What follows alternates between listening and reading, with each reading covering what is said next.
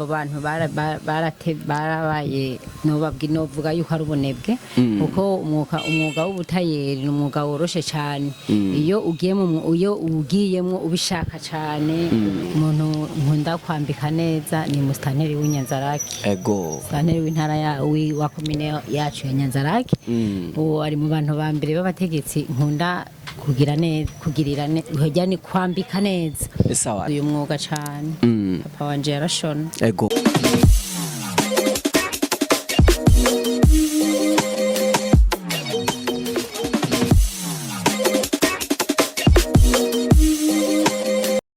Hello bakunzi ba Elike TV Burundi turabona mugije aho muherereye amahoro y'Imana kobeze kubana namwe mwese mudukurikirana biciye kuri Elike TV Burundi ndakubwira ati turabakunda cyane nane mpamvu tubazana ibiganiro bitandukanye turaje hano batandukanye mu bikorwa bitandukanye kiro ni kiganiro cyo woman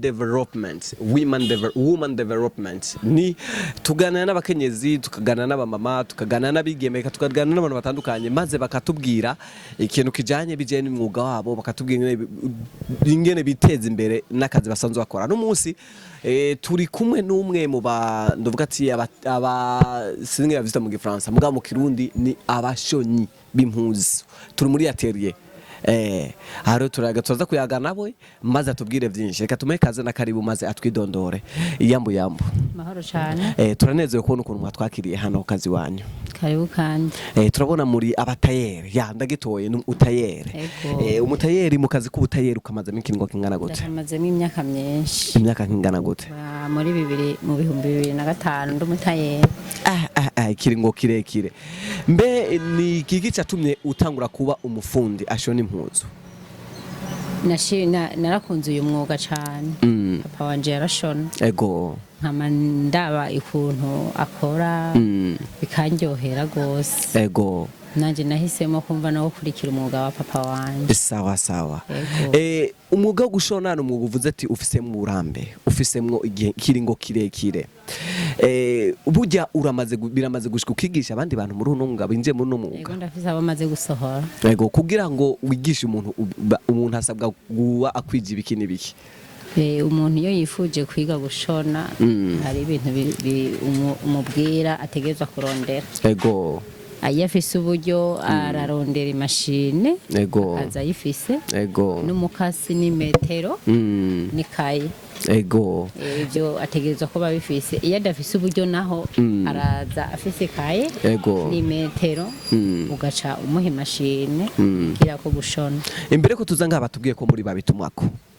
batubwiye ko umusanzu mufise abakiriya benshi cyane nabahe bantu novuga ati babantu babategetse mu ncamake ukunze gukorera ibikorwa byawe zo gushona ko bivugwa kuri rurangiranwa cyane kumburengero akunze gushona impuzu z'abantu batandukanye rurangiranwa ni nkabe mumaze gukorana akazi nabo ego jendi mu kazi kanje ndiyemera abantu novuga babacinye cubahiro abantu nyene barurangiranwa maze gukorera akazi ngahe Nyanzarake kandi umufundi nkorera ngahe Nyanzarake umuntu nkunda kwambika neza ni musitanteri w'Inyanzarake musitanteri w'intara wa komine yacu ya Nyanzarake uwo ari mu bantu ba mbere b'abategetsi nkunda kugirira neza ni kwambika neza sawa reka tugende ku bindi bikurikira akazi ko gushona nakazi novuga mu ncamake gakunze kwirukirwa n'abantu benshi mbe inspiration yo gushona mbe niwe muntu yatumye uja utangura gushona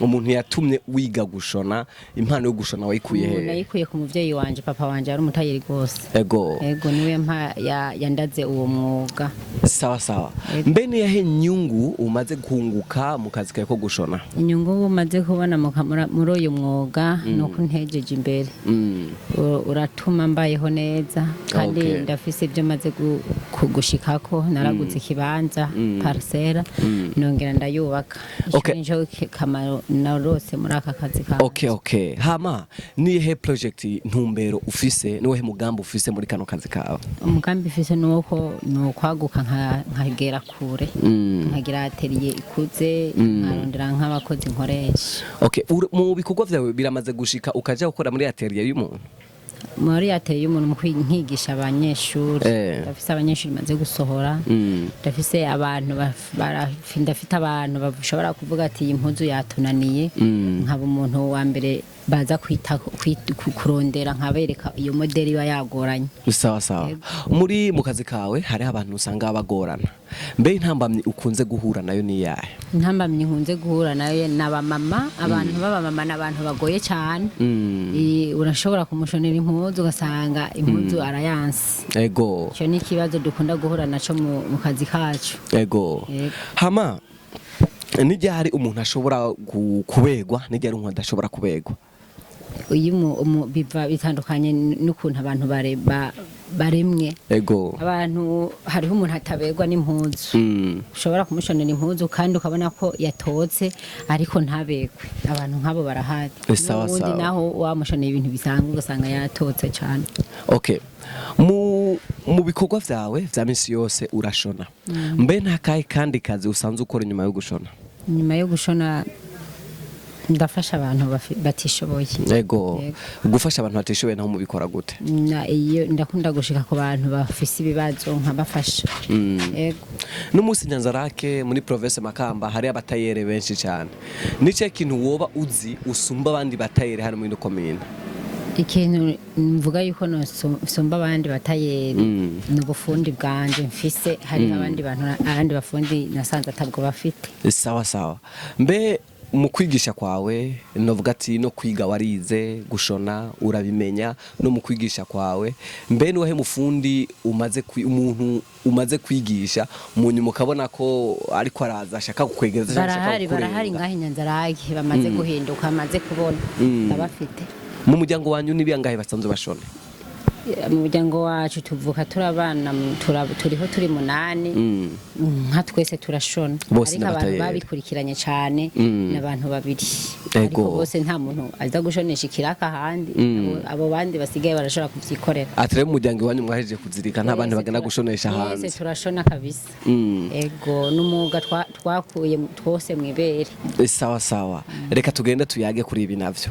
Biramaze gushuka gatuma ko hanze yikomine canke hanze y'intara ukagenda gushonera abantu?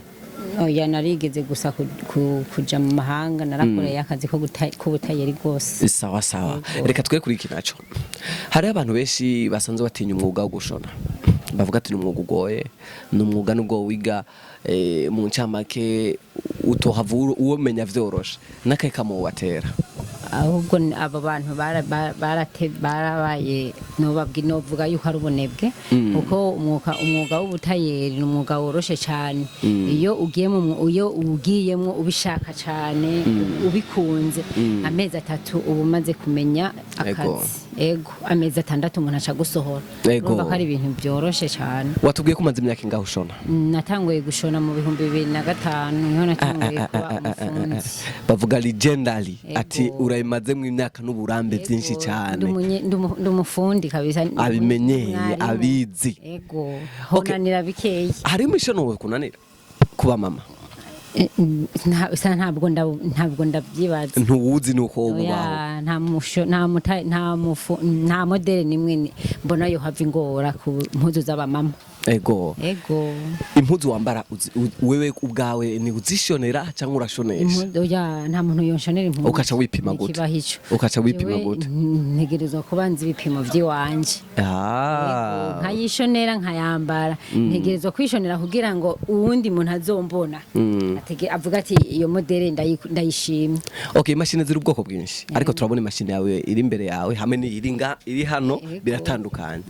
Itandukanye hagati y'imashine niyo biri hagati y'izi mashine zibiri, iyikoresha umuyaga nkuba, iyo nayo ikoreshwa amaguru. Umva umuyaga nkuba ucitse ntubukanda gishona? Umuyaga ucitse je nca nicara sinkora.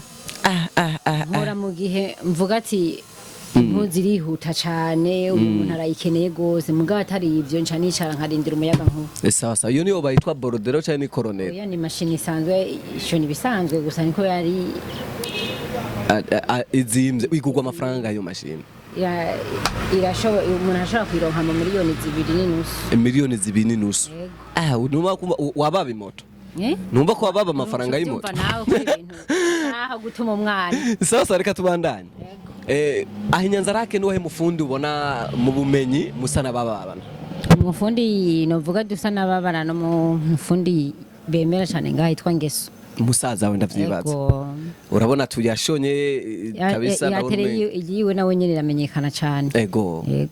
Hama amafaranga ushobora kwinjiza mu kwezi ni nkangahe? Mu kwezi ninjije amafaranga nyene mvuze ati narosa akazi keshi kabisa.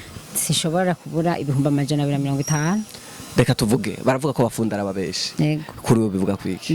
Barabivuga cyane ariko si bose. Umuryango wabo umwe agatukisha umuryango. Umunsi umaze kubesha umukiriya wamubeshe gute? Sindavyibaza mu myaka maze nta mukiriya ndabesha. Nta mukiriya uraza ngaho umubeshe. Oya afuma asanga ndiko ndatera ku imashini. Ego ku mpuzu yiwe. Ku minsi mikuru ushobora kwakira impuzu zingana gute? Nk'ubu turi mu minsi mikuru ku itariki imwe y'ukwezi. Umunsi mukuru w'abakozi. No munsi mukuru twitegurira w'abakozi. Ejo nakiriye impuzu zishika 200. Kandi ubu nyene tuvugana bazimpaye mu masaya yo ku murango. Ariko ubu tuvugana kubera imashine yanje ari imashine ikoresha umuyaga nkuba ndasigaje nk'impuzu zitanu gusa. Izindi naraye ndakora n'ubu akarusho kariho k'imashine y'umuyaga nkuba n'imashine atari y'umuyaga nkuba. Akarusho gahari gakomeye iranyarutsa. Iri rapide cyane. Nabwo naho haba akazi k'impuzu nyinshi umpa impuzu yihuta. Sindeka kuyakira. Sawa. Ndayakira kuko mvuga ati umwanya n'umwanya umuriro ndawuronse je ndayihejeje.